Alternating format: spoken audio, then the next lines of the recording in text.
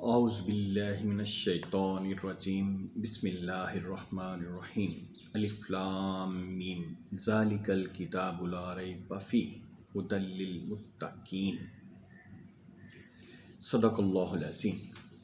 ناظرین، آج ہم بات کریں گے قرآن پاک کی تلاوت کے آداب کے حوالے سے کہ یہ اتنی عظیم کتاب کہ اللہ رب العزت نے ارشاد فرمایا سورہ حشر میں کہ اگر ہم اس کو پہاڑ پر بھی نازل کرتے تو وہ بھی دب کر پاش پاش ہو جاتا، لیکن یہ صرف سینہ مصطفیٰ صلی اللہ علیہ وآلہ وسلم ہے جو اس اتنی بڑی بھاری امانت کو سہار سکا اور جس نے اس کو جذب کر لیا۔ تو آج ہم بات کریں گے کہ قرآن مقدس جو اللہ تعالیٰ نے ہماری طرف ہدایت کی کتاب بھیجی ہے، اس کو پڑھنے کے کیا آداب ہیں، اور کچھ ہم اپنے جو موجودہ اعمال ہیں ان پر بھی توجہ کریں گے کہ ہم نے کیا کیا ہے اس کے ساتھ۔ قرآن مجید کی سب سے پہلے تو تلاوت ذوق و شوق کے ساتھ کریں۔ حضور صلی اللہ علیہ وآلہ وسلم نے ارشاد فرمایا کہ میری امت کے لیے سب سے بہتر عبادت تلاوت قرآن ہے۔ اکثر و بیشتر تلاوت میں مشغول رہیے اور کبھی تلاوت سے نہ اکتائیے۔ نبی علیہ السلام کا فرمایا، اللہ کا ارشاد جو بندہ قرآن کی تلاوت میں اس قدر مشغول ہو کہ مجھ سے دعا مانگنے کا بھول جائے، موقع نہ پا سکے، تو میں اس کو بغیر مانگے ہی مانگنے والوں سے زیادہ دوں گا۔ اور نبی اکرم صلی اللہ علیہ وسلم نے ارشاد فرمایا، بندہ تلاوت قرآن ہی کے ذریعے اللہ کے زیادہ قرب میں داخل ہوتا ہے۔ جس شخص نے قرآن پڑھا اور روزانہ اس کی تلاوت کرتا رہتا ہے، آپ نے فرمایا بہت خوبصورت پیاری مثال دی کہ اس شخص کی مثال ایسے ہے جیسے مشک سے بھری ہوئی زنبیل کہ اس کی خوشبو چاروں طرف پھیلتی رہتی ہے۔ لیکن آپ نے فرمایا جس شخص نے قرآن پڑھا لیکن وہ اس کی تلاوت نہیں کرتا تو اس کی مثال ایسے ہے جیسے مشک سے بھری ہوئی زنبیل کو گرہ لگا کر بند کر دیا جائے۔ تلاوت قرآن پاک اللہ کی رضا کے لیے کیجیے۔ اس میں اللہ کی رضا کا ہونا شامل لازمی ہے۔ لوجہ اللہ، ہر چیز اللہ کی رضا اور اس کو خوش کرنے کے لیے کیجیے۔ اس میں اپنی خوش الہانی یا کسی بھی اس طرح کی چیز سے کہ لوگ میری تلاوت سنیں گے تو بڑی ان میں بات ہوگی، اور ایسے نہیں، بلکہ یہ مقاصد تلاوت قرآن پاک کے لیے اچھے نہیں ہیں کہ اپنی آپ بڑائی جتانے کے لیے نہیں، بلکہ اللہ کی رضا کے لیے۔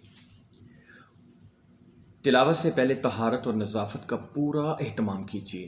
جس جگہ پر قرآن پاک بیٹھ کر پڑھنا ہو اس جگہ کو پاک اور صاف ہونا چاہیے۔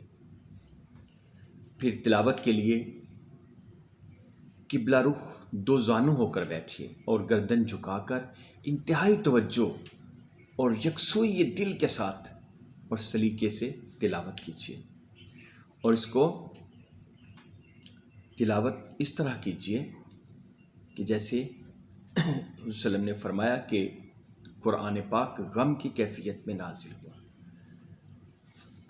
تجوید اور ترتیل کا بھی جہاں تک ہو سکے لحاظ رکھیے، حروف ٹھیک ٹھیک ادا کیجیے اور ٹھہر ٹھہر کر پڑھیے، اور کوشش کیجیے کہ نبوی لہجہ اختیار کریں۔ نبوی لہجے سے مراد ہے کہ تجوید اور قرأت کی باقاعدہ تعلیم حاصل کریں اور اس کو سیکھنے کی کوشش کریں، تاکہ جس طرح پیارے آقا صلی اللہ علیہ وسلم کے منہ مبارک سے الفاظ ادا ہوتے تھے، ہم ایسے ہی ان کی نقل کرنے کی کوشش کریں تاکہ اللہ تعالی ہماری تلاوت کو قبول فرمائے۔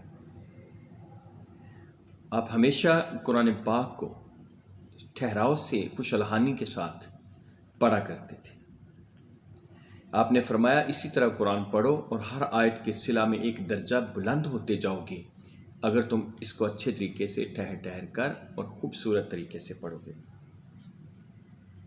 اور اپنی نماز میں نہ تو زور زور سے پڑھیے اور نہ ہی بالکل دھیرے دھیرے، بلکہ ایسے پڑھیے جیسے آپ اللہ سے سرگوشی کر رہے ہوں۔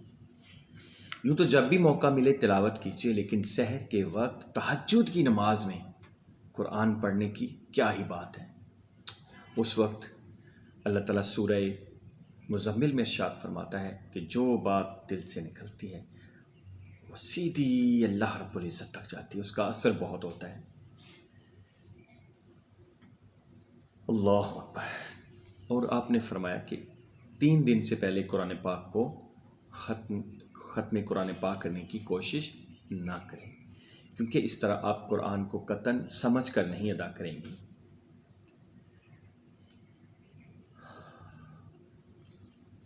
آپ نے فرمایا کہ اپنے دل کو گندے خیالات، فاسد تخیلات اور برے جذبات اور ناپاک مقاصد سے پاک کیجیے، کیونکہ آپ وہ کلام پڑھ رہے ہیں جو اللہ رب العزت کا اتارا ہوا ہے۔ حضرت اکرمہ رضی اللہ تعالیٰ عنہ جب قرآن مجید کھولتے تو اکثر بے ہوش ہو جاتے اور فرماتے یہ میرے جلال و عظمت والے پروردگار کا کلام ہے۔ اور یہ سمجھ کر تلاوت کیجیے کہ روئے زمین پر اگر کہیں سے ہدایت مل سکتی ہے تو یہی کتاب ہے جو مجھے ہدایت دے گی اور جو زندگی میں مجھے ترقی کی منازل بھی طے کرائے گی اور آخرت میں بھی مجھے کامیاب کروائے گی۔ حضرت عبداللہ بن عباس فرمایا کرتے تھے کہ القاریہ اور القدر جیسی چھوٹی چھوٹی صورتوں کو سمجھ کر پڑھنا اس سے زیادہ بہتر سمجھتا ہوں کہ البقرہ اور آل عمران جیسی بڑی بڑی صورتیں فر پڑھوں اور کچھ نہ سمجھوں۔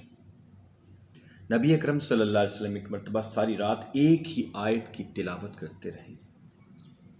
اے اللہ، اگر تو ان کو عذاب دے تو یہ تیرے بندے ہیں، اور اگر تو ان کو بخش دے تو انتہائی زبردست حکمت والا ہے۔ ناظرین، علامہ اقبال فرماتے ہیں یہ کتاب زندہ کتاب ہے، لیکن ہم نے اس کو بھی اپنے جب مرتے ہیں تو اس کے لیے استعمال کرنا شروع کر دیا ہے کہ اگر کسی کی جان نہ نکل رہی تو ہم کہہ رہے قرآن پاک پڑھو، سورہ یاسین پڑھو تاکہ اس کی جان جلدی نکل جائے۔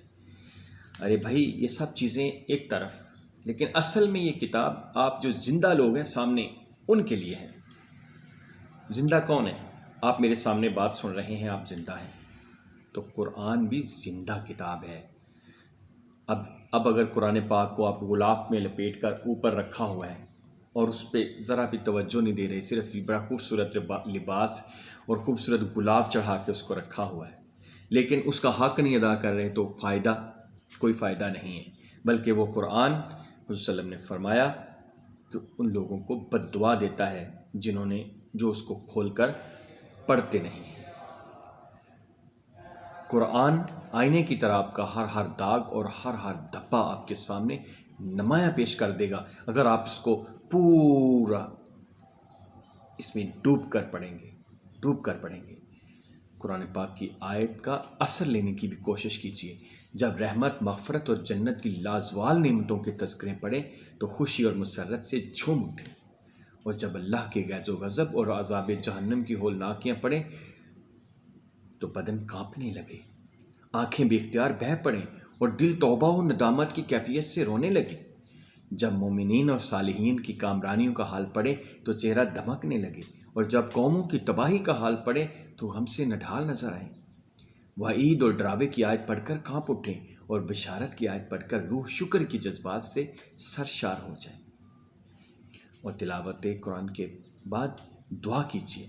حضرت عمر رضی اللہ تعالیٰ عنہ یہ دعا مانگا کرتے تھے، الہی میری زبان تیری کتاب میں سے جو کچھ تلاوت کرے مجھے توفیق دے کہ میں اس میں غور و فکر کروں۔ الہی مجھے اس کی سمجھ دے، مجھے اس کے مفہوم و معانی کی معرفت بخش، اور اس کے عجائبات کو پانے کی نظر عطا فرما، اور جب تک زندہ رہوں مجھے توفیق دے کہ میں اس پر عمل کرتا رہوں، بے شک تو ہر چیز پر قادر ہے۔ ناظرین، امید ہے کہ اللہ رب العزت کے حضور ہم امید کرتے ہیں کہ ہمیں قرآن پاک کو سمجھنے، پڑھنے اور اس پر عمل کرنے کی توفیق عطا فرمائے، اور قرآن پاک کو دل میں بسانے کی توفیق عطا فرمائے۔ آپ سے یہی التجا ہے، اس چینل کو سبسکرائب بھی کریں اور اس نیکی کے کام کو آگے دوسروں تک لازمی شیئر کریں تاکہ آپ کا بھی نیکی میں حصہ پڑتے رہے۔ جب آخرت کے دن ہم اللہ کے حضور حاضر ہوں تو ہمارا نامہ اعمال نیکیوں سے بھرا ہو اور ہم اس کی بارگاہ میں سرخ روح حاضر ہوں، اور پیارے آقا صلی اللہ علیہ وسلم کے سامنے بھی ہمیں شرمندگی نہ اٹھانی پڑے۔ صدق اللہ العظیم۔